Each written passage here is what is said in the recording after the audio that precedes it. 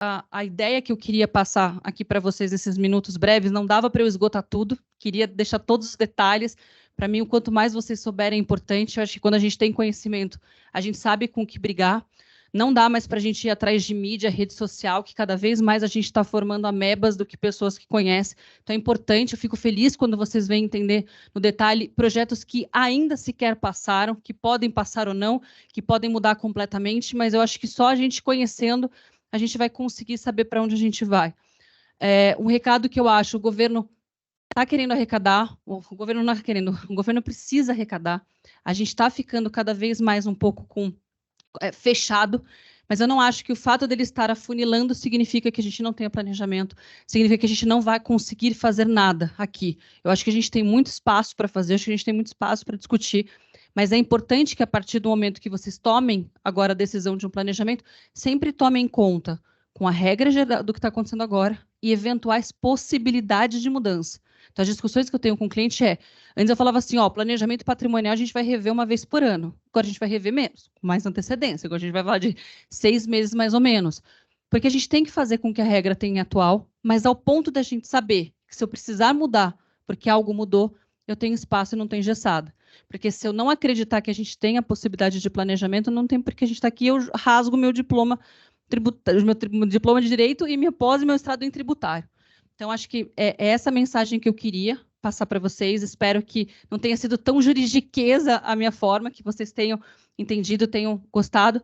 E assim, vamos acompanhando. Fiquem espertos, aqui a gente está sempre conversando. Qualquer mudança que tiver, que seja mais efetiva, com toda certeza vocês serão os primeiros a saber. E questionem sempre. Não durmam com uma dúvida, porque eu estou falando, eu vou falar uma coisa, se vocês falarem contra o advogado, vai ter outra.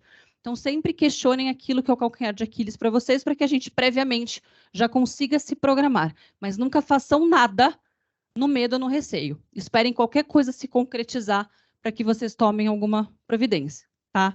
Então, espero que vocês tenham gostado. Obrigada pela participação de vocês. Eu acho que vai ter pergunta, se eu não me engano, não vai? Sim, doutora Laura. Primeiro, não sei se alguém presente quer fazer alguma pergunta. Eu tenho 2 perguntas online aqui. Alguém quer fazer alguma pergunta antes ou posso passar aqui? Não? Então tá bom.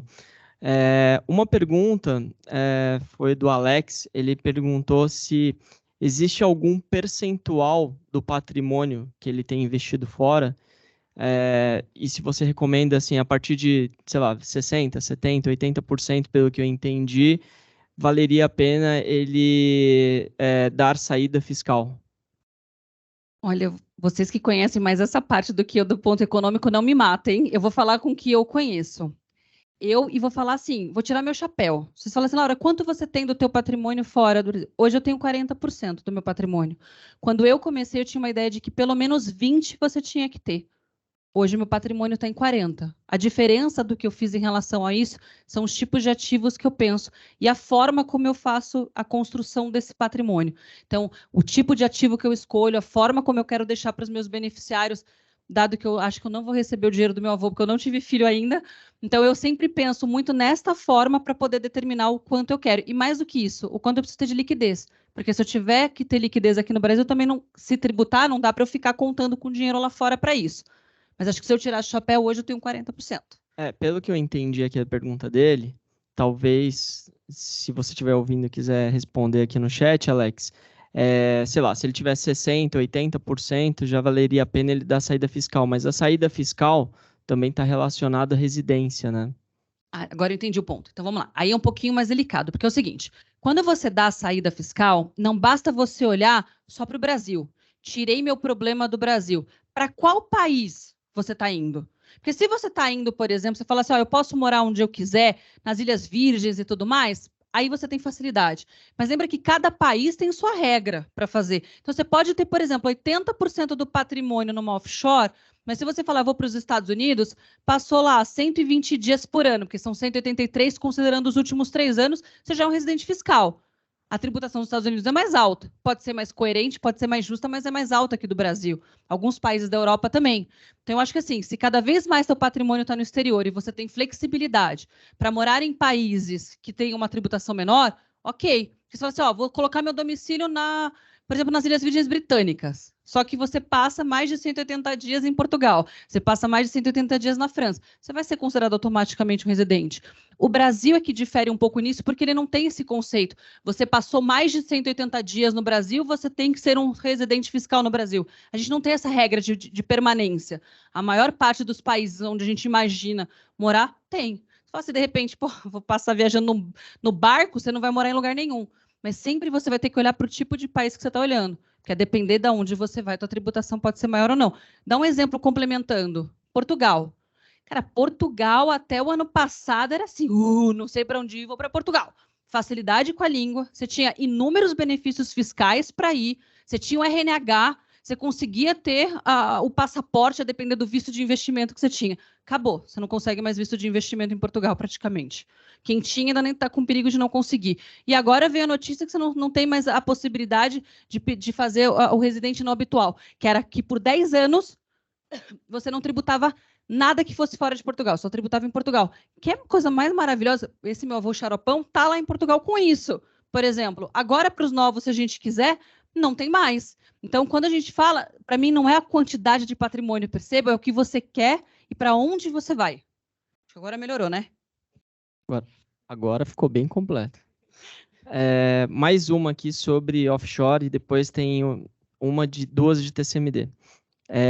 Offshore ainda valeria a pena a partir de 10 milhões? Acho que tem esse número mágico, né, que o mercado trata. E eu ainda acrescentaria a pergunta da Adriana. Nesse cenário, o cliente montaria, se ele tiver esse montante ideal, valeria a pena ele montar ou ele espera? Eu esperaria, tá? Não sei se eu esperaria tanto. Mas, por exemplo, agora a gente teve esse movimento que a Câmara ia discutir, não discutiu. Eu esperaria, a gente já está praticamente no final do ano. Eu acho que, assim, entre você decidir, você fazer, tem um espaço de tempo, até porque para você fazer uma offshore, você vai levar tempo para você fazer, você tem documentação, você não faz da noite para o dia mais. Você até faz, mas você não faz bem feito. Então, o que eu falei assim, ó, vamos esperando, mas, de novo, ainda que venha, eu sempre vou falar para vocês, porque isso eu falo para mim, a offshore continua compensando. Talvez vocês vão colocar outras regras, talvez vocês vão gastar um pouquinho mais para ter um veículo em cima do offshore para deixar, talvez alguns vão desfazer offshore para trazer para a pessoa física, porque vai dar na mesma, mas sempre pensem que ter um patrimônio no exterior ainda é condição. Não dá para deixar risco Brasil 100%. O que vai mudar agora nas nossas discussões é a forma como você vai fazer. Antes a gente falava offshore e ponto final. Agora a gente vai ver se é o caso de trust, agora a gente vai ver se não compensa estar na pessoa física e montar uma outra carteira. Mas sempre ter a offshore, do meu ponto de vista, vai valer a pena porque ela vai além da tributação. E a gente tem muito espaço para escolher fundos ou papéis que você não tem a liquidez necessária o tempo todo. Você não precisa ficar fazendo giro na carteira e mesmo assim. Eu não sou uma pessoa que gira a carteira e os meus rendimentos são bons. Não pergunte onde estão, mentira. São bons. Então, vocês conseguem fazer esse tipo de movimento, ainda fala assim, poxa, mas agora tem que pagar imposto. Talvez não, com liquidez maiores, com possibilidade de aumento de prazo. Veja, ainda tem um leque de tipos de investimento. É que o que vai fazer? A gente vai ser um pouquinho da nossa caixinha. A gente vai começar a discutir e entender no detalhe todos os papéis que a gente vai investir. Boa. E os 10 milhões? Eu acho, para mim, os 10 milhões, se tiver que fazer e ainda pensar num trust. Não existe um número mágico, essa é a verdade, né? Não, para mim não existe um número mágico, mas eu penso que quando a pessoa tem 10 milhões para colocar, ela tem um outro patrimônio aqui no Brasil que vai dar garantia. Então ela consegue ter uma flexibilidade de fazer um planejamento com esses 10 milhões. E estar lá fora, aonde nós vamos escolher, de que forma nós vamos escolher, mas ainda deveria estar no exterior. Legal. Bru, acho que tem um... Sim. Deixa eu passar o micro. Legal. Você acabou de falar um ponto que eu estava pensando. Se eu vou ter que declarar todos os ativos da BVI, não tem mais diferença eu ter BVI ou estar na pessoa física. Quer dizer, o trabalho vai ser o mesmo, a tributação vai ser a mesma. Acho que muita gente vai acabar desmontando sua BVI. Eu concordo. Eu acho que muita gente, se você pensar só no nível de gestão e de custo, porque lembra, né? Na pessoa física você pode ter o custo, mas o custo de administração. Quando a gente tem, na BVI, a gente tem o custo de manutenção, a gente tem o custo da contabilidade. Mas acho que um ponto que vale a pena é assim, na pessoa física você ainda não consegue fazer tantos planejamentos. E um outro detalhe que ninguém conta. Normalmente, os nossos recursos estão nos Estados Unidos por uma questão de facilidade e pela quantidade de papéis que tem. Não se esqueçam que nos Estados Unidos você tem uma regra quando não residente, que se você tiver mais de 60 mil dólares em ativos de raiz norte-americana, bate na madeira, você vem falecer, você tem que tributar o que a gente chama de state tax para os Estados Unidos. Então, para quem for desmontar a carteira, não basta desmontar offshore, não basta só desmontar offshore. Você provavelmente vai ter que se restringir, engessar um pouco mais o tipo de investimento que você vai ter, porque acessar o mercado americano direto também não vai compensar tanto, porque o state tax é muito caro. Então, assim, não é que você não vai acessar o mercado acionário nos Estados Unidos, mas talvez você tenha que acessar por um fundo custodiado em Cayman para você ter. Então, a quantidade de papéis também te limita um pouco. Então, se de repente você, dentro de uma offshore, conseguir ter papéis de raiz norte-americana que te ganham uma rentabilidade que o custo, você vai manter offshore. Entendeu? Uma outra pergunta, doutora Laura, sobre a tabela do ITCMD. O José perguntou aqui se tem alguma ideia de como deve vir. Lembrando que atualmente existem estados já com alíquotas maiores, outros menores. São Paulo é um estado que tem acho que 4%. E parece que não ficou tão claro como é que deve ser essa tabela. Não sei se você poderia falar um pouco. O que eu consigo dizer para vocês é o seguinte, o que a reforma quer é que você fixe essa tabela progressiva de acordo com os valores. Então, por exemplo, você falar assim, valores doados até 100 mil, 2%. De 100 mil a 200, 3%. Então, você vai limitando as faixas dentro dessa progressividade. Você pode criar alíquotas de 2, 3, 4, 5 até 8%. Você pode criar alíquota uma de 4 e acima de 500 mil, 8%. O que eu acho que eles vão fazer é trazer essa tabela progressiva limitando a 8% de acordo com as faixas. A esfera federal não pode travar o tipo de faixa, ou seja, obrigatoriamente falar, olha, até 100 mil são 2%, até 300 mil são 4%. Isso ele não vai conseguir fazer. Mas a partir do momento que ele trava a obrigatoriedade dela ser progressiva, você só vai mexer um pouquinho ali de diferença em relação com o valor. Talvez São Paulo fale que 2% seja com 50 mil e lá no Nordeste fala que é acima de 100. Talvez isso é que vai mudar, mas você não muda mais a questão de ter um estado tem 4 igual São Paulo, o outro tem 6 igual Brasília e você tem no Rio de Janeiro que chega a 8%. Você não vai mais discutir as alíquotas serão sempre as mesmas. O que vai mudar é um pouco da base que cada estado vai criar. Perfeito. Uma outra pergunta referindo-se ao ITCMD, a dupla ou a tripla residência fiscal, por exemplo, não isolaria a doação dos bens ou ativos financeiros aos herdeiros com base na legislação fiscal e tributária do país onde esses bens estão alocados / aplicados? Eu achei confuso também. Agora travou aqui. Eu vou tentar responder por parte se eu conseguir entender. Quer que eu releia? Vamos lá. Vamos lá. Referindo-se ao ITCMD, a dupla ou a tripla residência fiscal, por exemplo, não isolaria a doação dos bens ou ativos financeiros aos herdeiros com base na legislação fiscal e tributária do país onde esses bens estão alocados ou aplicados / aplicados? Eu vou tentar responder o que eu entendi e depois, se quem fez a pergunta eu expliquei errado, vê com o assessor e me ligue e a gente pergunta pessoalmente, eu entendo melhor. Porque assim, você não tem como ter dupla residência fiscal dentro do Brasil. Você pode ter dupla residência fiscal em outros países. Você pode ser residente fiscal no Brasil e ao mesmo tempo ser residente fiscal nos Estados Unidos. Estou dizendo que isso é o certo, estou dizendo que você consegue fazer isso. Dentro do estado você fica limitado. Então, se eu estou em São Paulo, porque no meu imposto de renda eu falei que eu estou em São Paulo, segue o domicílio que eu coloquei no meu imposto de renda. Então, quando a gente, por exemplo, falava assim, eu vou vir para São Paulo, mas a minha atividade operacional está lá no Acre. Se você veio, colocou um imóvel aqui em São Paulo, colocou tua residência fiscal, é muito difícil que na prática o Estado do Acre fala assim, peraí, fulaninho, você não está aqui no Acre, você não está em São Paulo, você está no Acre, tua atividade está aqui. Eu vejo que você passa 180 dias por ano aqui no Acre. Não tem como você fazer esse controle. Então, justamente por causa disso é que você conseguia mudar o teu domicílio fiscal sempre aqui no Brasil, a depender do estado que mais fosse que mais desse do ponto de vista fiscal. Agora, se você falar assim, por exemplo, puxa, eu vou estar fora do país e vou doar para o meu herdeiro, e aí o meu herdeiro vai estar em algum estado, não vai mudar se a alíquota ficar, se for progressivo. Então, você não vai conseguir mais brincar com o estado que você vai ficar, porque você não consegue ter pluralidade de residências dentro do Brasil. E a partir do momento que eu travo, ele está travando bem praticamente. Poucas vezes é onde está o domicílio. Quando você falece, porque antes era assim, você falecia no estado de São Paulo, mas o teu imóvel estava no Rio de Janeiro, para o imóvel você pagava para o Rio de Janeiro. E para suas aplicações financeiras, suas participações societárias, você pagava São Paulo. Com essa mudança, não tanto. Ele acabou de complementar. Estou me referindo à mudança de país. Então, agora ficou mais fácil. Então, assim, vamos lá. País, o que eu acho? Aí, eu acho que alguns advogados vão discordar de mim. Mas, para mim, não existe dupla residência fiscal. Para mim, existe dupla cidadania, tripla cidadania. Você pode ter quantas cidadanias tiver se você cumprir os requisitos da lei. Residência fiscal deveria ser só uma. O conceito de residência fiscal é o do qual você mais se aproxima por algum motivo. Financeiramente, por uma questão de estudo, por uma questão de família, por uma questão de doença, por uma questão das suas atividades operacionais. Então, em tese, você deveria ter uma residência fiscal. O problema é, como a gente viaja muito, pode estar num país, estar no outro. Por exemplo, eu tive clientes que foram para os Estados Unidos, mas as empresas ainda estão aqui. Como é que você define qual é o que você está mais próximo? Se você está mais próximo do Brasil ou dos Estados Unidos?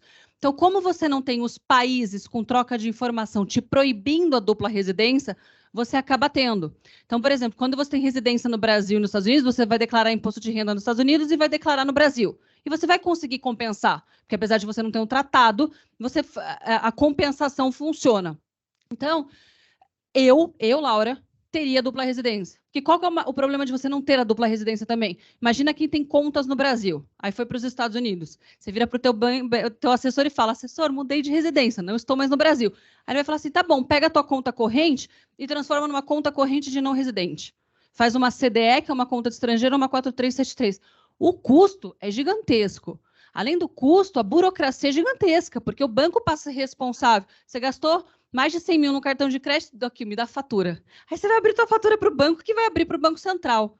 Então, você também, quando você deixa de ser um residente, você tem inúmeros requisitos a cumprirem. Então, assim, o que eu quero dizer? Se na prática a dupla residência não te fizer recolher impostos errados, não te fizer ter uma evasão de impostos e tudo mais, dá para ter a dupla residência do ponto de vista operacional. Show. Eu acho que de perguntas zeramos. Eu tenho uma pergunta muito curiosa que a gente tem visto no mercado. Se hoje, doutora Laura, as medidas passassem exatamente como foram propostas, você acredita que muitos clientes acabariam correndo, no caso de fundos exclusivos, para fundos exclusivos de previdência, que são muito similares? A gente já tem alguns fundos exclusivos na casa e a gente tem visto que talvez esse seja um caminho. E o fundo exclusivo de previdência, na verdade, ele é um fundo de previdência, né? O exclusivo é só por uma questão dos ativos dentro, da forma como eles são alocados, eles ainda trazem a simplicidade da doação, né? Que também ajudaria na questão dos herdeiros, etc. Qual que é a tua visão? Com certeza, porque a partir do momento que ele coloca que nem todos os fundos são tributados, eu com certeza reavaliaria minha carteira para saber se eu deveria ou não mudar de fundo. Inclusive, a própria legislação, ela te dá um período. Fala assim, não vou deixar você mudar a qualquer hora, fazer uma reorganização. Mas eu com certeza olharia o fundo de previdência do ponto de vista de rentabilidade, lá tirando de novo a minha experiência, tão excelentes, e ainda você tem no estado de São Paulo que você não tributa previdência. Só que você está em Minas, por exemplo, você tributa. Porque aqui qual que é o nosso maior problema com a previdência?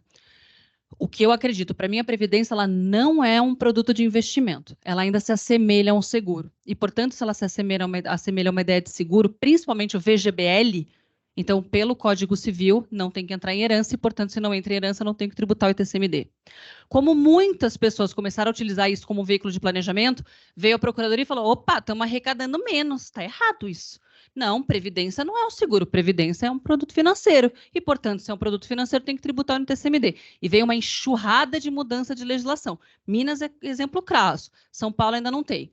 Aí vamos para a jurisprudência. Quando a gente não chega no embate ali na legislação, nós vamos para a jurisprudência. Com a graça de Deus, e a gente fez uma pesquisa há pouco tempo, a gente olhou em todos os estados. Eu só encontrei 3 decisões que traziam a tributação e não era do VG, era do PGBL, e todos o resto falava VGBL, a Previdência, é entendido como seguro e, portanto, não tributa. Então, ou seja, na jurisprudência total, a gente ainda está indo muito nesse sentido há alguns anos. Portanto, se a gente pensar que fundos passa, a medida provisória passa, com toda certeza o fundo de previdência vai ser analisado com muito mais gosto. Perfeito. E eu acho que pegando o gancho do seguro de vida, eu acho que para o aumento do ITCMD, o seguro de vida talvez fique mais em destaque também, né? Porque é uma, assim, já que vai ter que pagar, um planejamento, né, nesse sentido também talvez valeria a pena. Fica. Assim, o seguro, você tem hoje o seguro onshore e offshore, vamos chamar assim, com algumas mudanças, né? Porque quando você olha para o onshore, os seguros do Brasil, se assemelha muito mais à questão de você ter um aluguel. Então, se de repente, por algum motivo, você resolveu pular de bungee jump, pular de paraquedas, a seguradora falou, não, tua atividade é muito de risco, não quero mais ter. Você tem o risco de não mais ter quando no exterior é diferente. Mas independente, se a gente está falando de ter um seguro Brasil, se a gente está falando de ter um seguro no exterior, a ideia do seguro é, eu faço mais ou menos um cálculo de quanto que eu vou precisar, se acontecer um falecimento, dos meus herdeiros utilizarem como pagamento do ITCMD. Porque, querendo ou não, é uma reserva que você cria. Então, você não precisa ficar dependendo do dinheiro lá fora ou de uma conta conjunta aqui, que alguém, quando morrer, ó, a véia ali vai virar para o cara e falar, tirei o dinheiro. Nem deixou o marido esfriar no forno, já tirou o dinheiro. Então, quando você vai pensando nisso, tem que ter. No exterior é muito utilizado. Você tem seguro para tudo no exterior. O Brasil está caminhando nesse sentido. A gente vai começar a olhar, porque também com essa troca de informação que a gente tem com agilidade, daqui a pouco os bancos automaticamente vão saber que você morreu. E aí essa história de aproveitar e tirar o dinheiro porque eu sei os dados da conta bancária do meu marido não vão funcionar tão rápido. Então você vai precisar ter. Aí de repente, putz, teu filho está brigando pela caneca. Aí enquanto você não nomeia o inventariante, você não pede para o juiz, pronto, você não consegue utilizar o dinheiro. E se não paga o imposto, você também não fecha o inventário. Então, com toda certeza, dentro disso tudo, o seguro vai explodir muito. Para mim, o que vai estar em dúvida é o que vai valer a pena. Quando que eu faço o Brasil, quando eventualmente eu posso ou não fazer um offshore. Legal. Doutora Laura, em nome de todos os participantes e também dos assessores, queria te agradecer pelo espetáculo. Queria também deixar em aberto, caso alguém tenha alguma dúvida, doutora Laura, 100% acessível por meio dos assessores. Aproveito para agradecer aos participantes online, para quem esteve aqui presente, e parabéns para todos, numa segunda-feira, um tema tão complexo, mas eu acho que o recado aqui, né, doutora Laura, é esperar, não tomar nenhuma decisão precipitada, porque pode ser que não passe exatamente da forma que a gente está imaginando, e deixar à disposição também todo o nosso time de assessores para, né, a gente tem olhado não só as questões relacionadas a fundo exclusivo, mas também tentado entender quais são os caminhos que o cliente vai seguir pelo mercado financeiro para tentar maximizar os efeitos tributários, sucessórios que a gente deve ver por aí. Eu acho que vai ficar mais claro tudo isso quando a gente tiver o que vai acontecer. O ponto positivo, eu acho que o mercado ele é muito criativo em criar soluções, né? E eu acho que hoje a gente tem visto aí a demanda de internacionalização dos clientes crescente, né? Desde seguro, offshore, saúde. Então, eu acho que a gente está num outro momento de mercado e eu acho que se passar da forma que está, a gente já tem visto alguns caminhos alternativos para a gente seguir. E eu acho que nessa hora, né, a gente também tem que vender o nosso jabá aqui. Ter um assessor ajuda bastante, porque é realmente cheio de detalhes, como a gente acabou vendo, né? Aqui a gente está falando de alguns detalhes, talvez passem com outros, mas a doutora Laura também, junto com demais especialistas, estão nos atualizando, ajudando. A gente tem feito esses bate-papos recorrentes. Então, obrigado a todos, doutora Laura. Parabéns. Obrigado pelo apoio aí de sempre e contem sempre com a gente. Um abraço a todos. Obrigado para quem está online e uma excelente semana.